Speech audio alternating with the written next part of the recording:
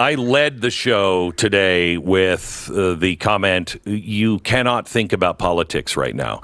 Politics would say, you just let him go. Let Joe Biden be the candidate.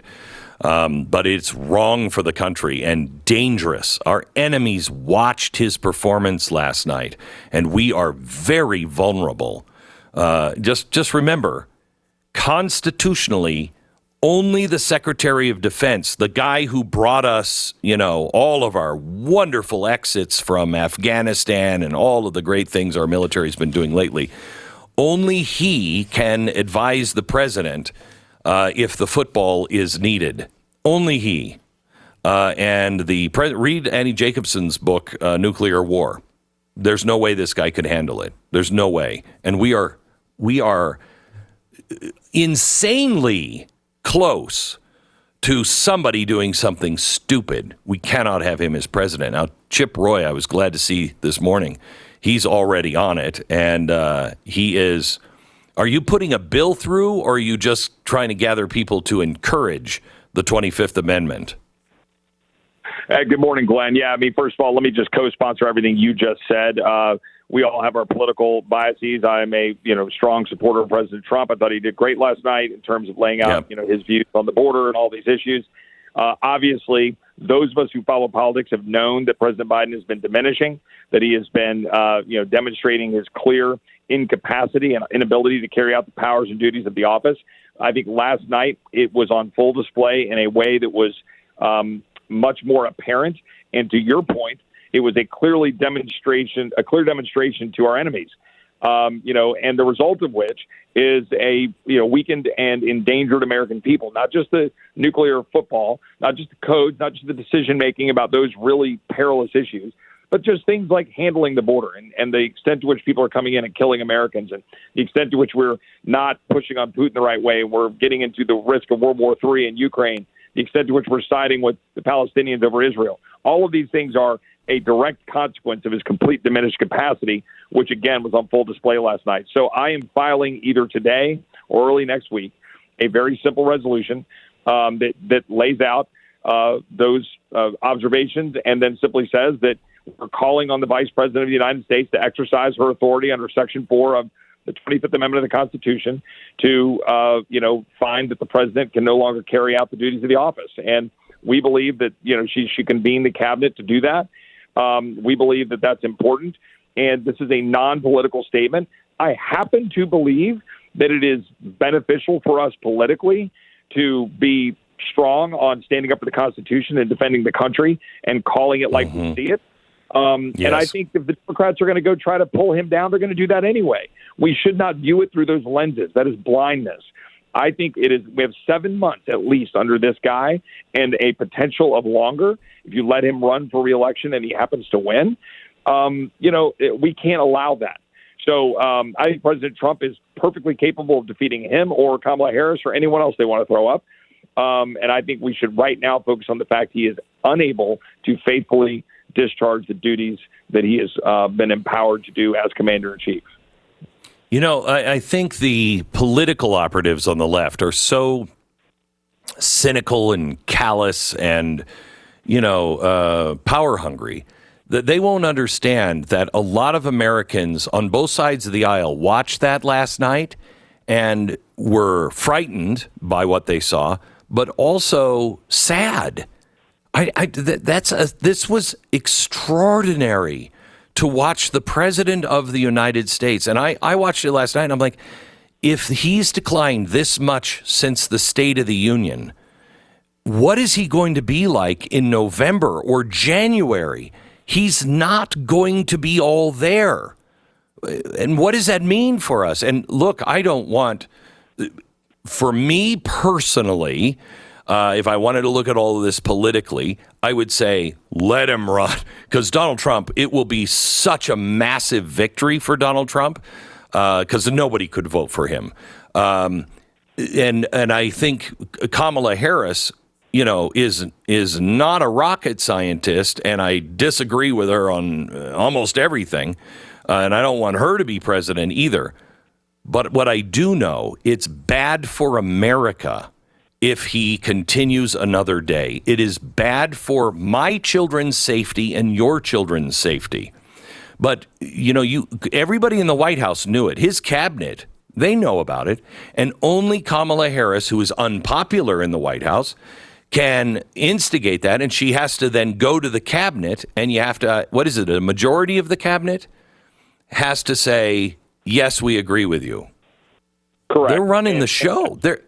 They're running the presidency. Why would they give up that power?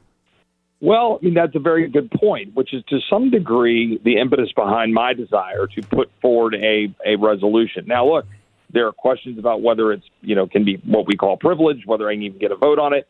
There's questions, I'll let the body kind of work its will a little bit. I think it's important to file it.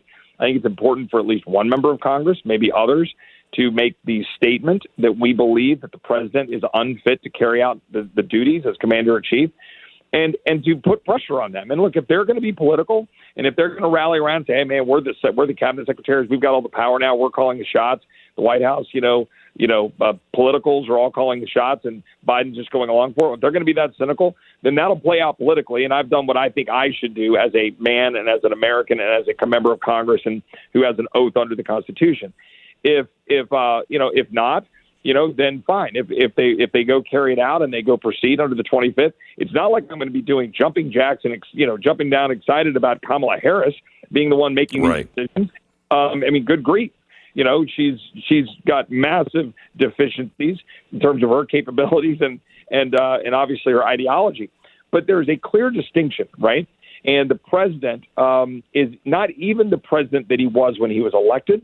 In 2020. And, I think that when we look at this, as Americans, as you put it, Glenn, we have an obligation to make that clear. But process-wise for your listeners, the way the 25th Amendment works, the vice president has to make the call to convene the cabinet. A majority would then send a letter up to Congress, and they would say, we're assuming the duties.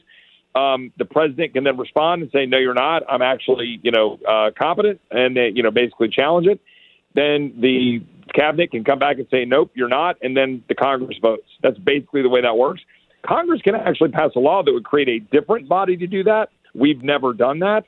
I don't like that.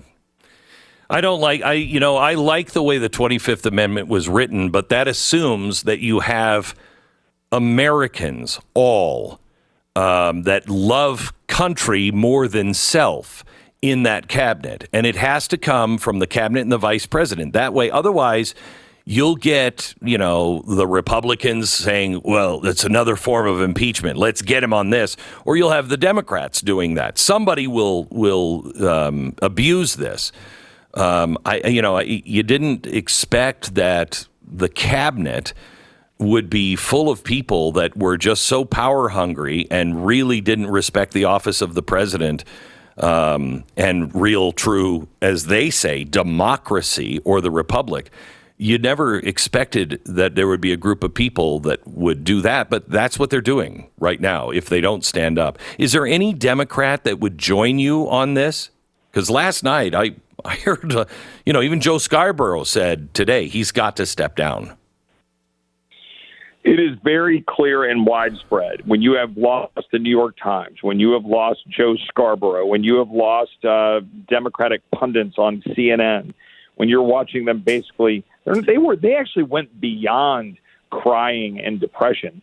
They went straight to real concern.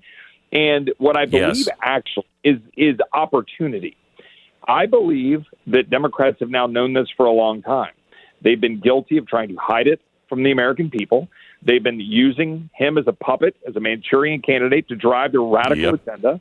That they've done that and on purpose, and that now they saw that the gig was up, that Trump could win. They were hoping they could keep the Manchurian candidate in place. They panicked, and they said, you know what? But it was a controlled panic. Let's do this. Let's have an early debate. We'll see how he performs. He didn't perform. Now they have what they need to try to push him aside and, frankly, end run Kamala. That's what I actually think. I think part of this is trying to end run Kamala with someone that they can pass and sell. Maybe it's a Gretchen Whitmer, maybe it's somebody else, and come in and try to rally them around to come up and beat President Trump. So for me, I think we have a constitutional duty to protect the Constitution. He's incapable, and he's president for at least 4 months. I think we should force Democrats to own it and make a choice. Do you agree? Do you believe he's competent? And number three, look, let's make them choose. And, if Kamala's going to exercise this, then she would become the president, and they got to decide if they're going to rally around her or not, or whether they try to end run her with someone else at the convention. I think it puts them in a box, and I don't think Kamala is the best candidate. So, we can see how it all plays out. But our duty is to the Constitution first. So, again, I go back to ask you, are you in Washington now? Have you heard anybody that is talking on the other side about, hey, this is a real problem. We got to get serious about this? Well, I don't want to, break confidences, but I've definitively had conversations with some of my Democrat colleagues and others, and they have very real concerns. People that wouldn't ordinarily say it have very real concerns. And look, I just saw something out on social media. Take it for what it's worth. With someone saying that they're hearing that Ron Klain and Barack Obama are having a sit down with the president today. Jill Biden is the one that is saying that she insists that he runs, and that Kamala is furious she's not being considered as a replacement. Whitmer and Newsom are. Who knows? That's crazy. Jill Biden is the one that's trying to hold him up, and Biden is himself arrogant, and he doesn't even know what's going on. So, if they're going to rely on Biden to step down at the convention, then that may not even happen. Maybe that's good electorally for Republicans and for President Trump and for us to take our country back. And look, I'm willing to entertain that notion, but I still think we have a duty right now. The guy has a nuclear code. He should not be commander-in-chief right this second. Every second is a second in which we're in danger. You're exactly right. Chip Roy, thank you so much. Appreciate it. God bless.